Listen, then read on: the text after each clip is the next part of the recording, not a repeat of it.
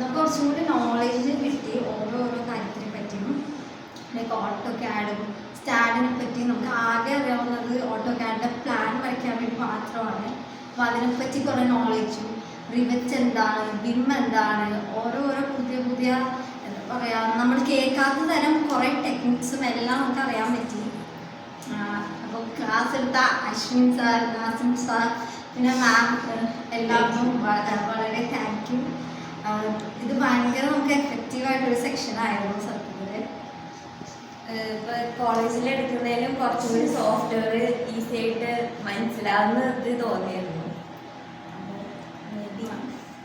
ഇതിനെപ്പറ്റി കുറച്ചും കൂടി പഠിക്കാൻ കുറച്ച് ഇൻട്രസ്റ്റ് തുടങ്ങി.